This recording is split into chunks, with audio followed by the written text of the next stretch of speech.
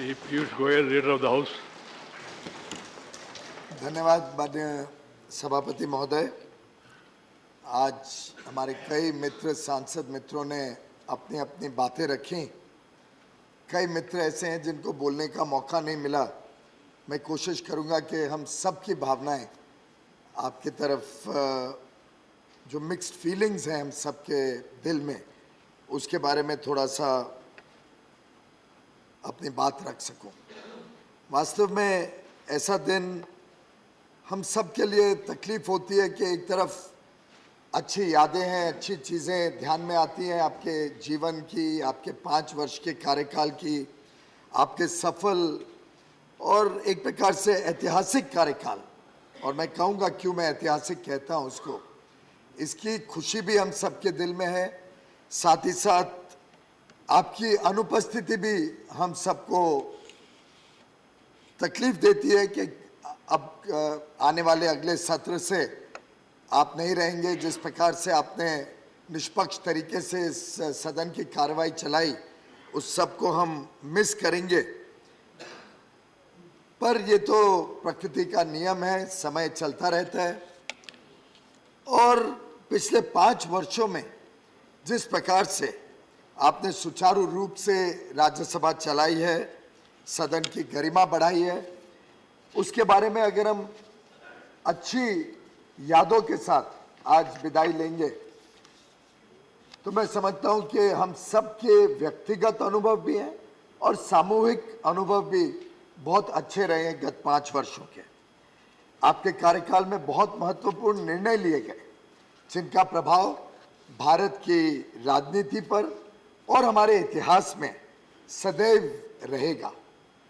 आपकी अध्यक्षता में इस सदन ने बहुत क्रूशियल लेजिस्लेटिव बिजनेस विधेयक पारित किए। गरीब कल्याण हो, सामाजिक सुरक्षा हो, ईज ऑफ डूइंग बिजनेस या ईज ऑफ लिविंग हो, राष्ट्रीय एकता की बात हो, महिलाओं की सुरक्षा के संबंध में विधेयक हो, युवाओं के बारे में चर्चा हो, स्पोर्ट्स हो, इकोनॉमिकली वीकर सेक्शंस को रिजर्वेशन देने का काम आपके कार्यकाल में किया गया। ट्रांसजेंडर्स का एक बहुत महत्वपूर्ण बिल आपके कार्यकाल में किया गया।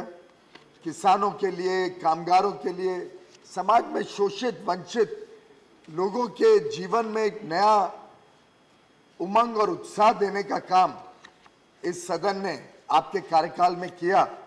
और मैं मानता हूं कि ये सब विधेयक, ये सब काम स्वर्णिम अक्षरों में लिखा जाएगा जब इस सदन का और भारत का इतिहास लिखेंगे। आपका सानिध्य मुझे लगभग बहुत छोटी आयु से मिला। आपके मार्गदर्शन में काम करने का मौका, पहले पार्टी कार्यकर्ता के रूप में, फिर अलग अलग दायित्वों को निभाते हुए, अलग अलग चुनाव में काम करते हुए, और फिर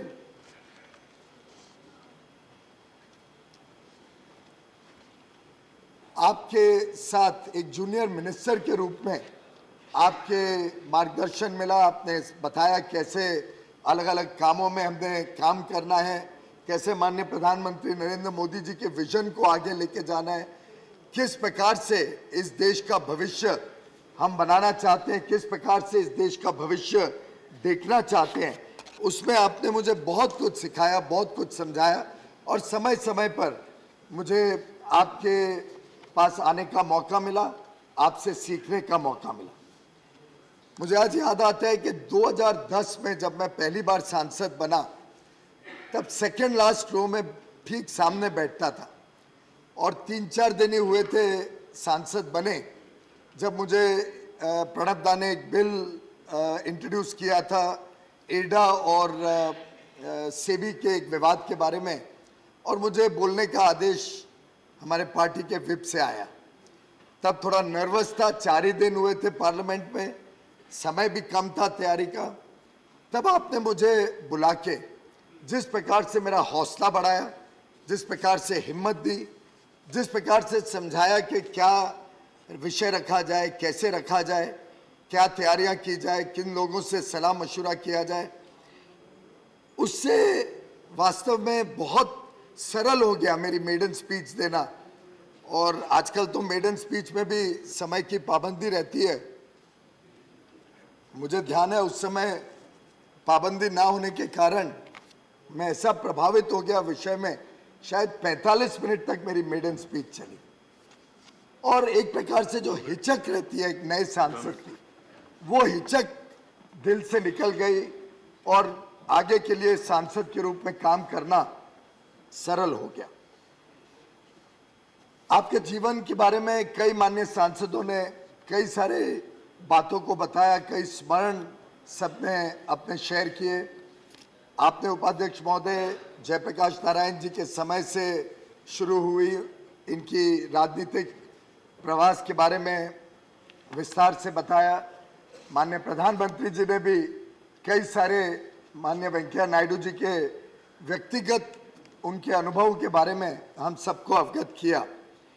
लेकिन वेंकैया जी के जीवन के 3 पहलू जिसने हम सबको कभी ना कभी टच किया है, एक है ट्रैवलिंग, एक है टॉकिंग और एक है ट्रेनिंग। उनको प्रवास करने का बहुत रुचि रहती है। मैं समझता हूँ देश के कोने कोने में गए हैं अलग अलग दायित्व निभाते हुए। हम सब ने उनको अपने अपने क्षेत्र में देखा है और एक प्रकार से देश की जमीनी वास्तविकताओं के बारे में माननीय वेंकैया नायडू जी ने बहुत गहराई से चिंतन किया है, चयन किया है और समझा है, जिसके कारण उनका इतना लंबा राजनीतिक जीवन सफल रहा। इसी प्रकार से ओरेटरी के बारे में आज कई माननीय सदस्यों ने बात की। उनके वन लाइनर्स, उनका विट, उनका ह्यूमर, ये सभी को आकर्षित करता है। जिस प्रकार से वो हम सबको भी प्रेरित करते हैं कि मातृभाषा में बात करें, उसकी बहुत सारी चर्चा हुई, लेकिन वो स्वयं भी एप्रिशिएट करते हैं जब कोई मातृभाषा में बात करते हैं। मुझे याद है जब हमारे नए सांसद माननीय बलबीर सिंह सीचेवाल जी ने अपनी स्पीच दी तो तुरंत वेंकैया जी ने कहा, तुसी चंगा बोलिया, तुसी चंगा बोलिया। और एक प्रकार से इस आज भी पुरुषोत्तम जी को, प्रहलाद जी को फिर मूड आ गया कि हम भी मातृभाषा में अपना फेयरवेल स्पीच दें। तो एक प्रकार से तो बातचीत तो करते हैं वेंकैया जी अलग बहुत ह्यूमरस तरीके से, लेकिन वो दूसरों को भी प्रभावित करते हैं कि वो हिम्मत से बात करें, अपनी बात अच्छी तरह रखें, पर बड़े शालीन तरीके से रखें। उनका आग्रह रहता है कि शालीनता नहीं खराब होनी चाहिए। वाद विवाद शब्दों का हो सकता है, मतभेद हो सकता है, लेकिन मनभेद ना किया जाए। और मैं समझता हूँ ये उनकी एक विशेषता रही कि उन्होंने कोशिश की कि सब साथ में मिलके सदन सुचारू रूप से चलता रहे, अच्छी तरीके से चले। और तीसरा जो मैंने ट्रेनिंग की बात की, व्यक्ति निर्माण, ये इनके शायद स्वभाव में ही है। कोई भी विषय हो, बीच में कभी किसी की स्पीच भी चल रही हो तो माननीय वेंकैया जी कुछ ना कुछ सुझाव देंगे, क्या कैसे बोलना चाहिए, क्या शब्द इस्तेमाल करना ठीक है नहीं है। एक कंटिन्यूअस टीचर का जो इनका स्वभाव है, लोगों को ट्रेन करने का जो स्वभाव है, इसका मैं समझता हूँ हम सभी को अलग अलग समय पर लाभ मिला और ये लाभ जिंदगी भर हम सब माननीय सांसदों के साथ रहेगा। माननीय सभापति महोदय, आपके नेतृत्व में सदन की उत्पादकता के बारे में माननीय प्रधानमंत्री जी ने भी उल्लेख किया।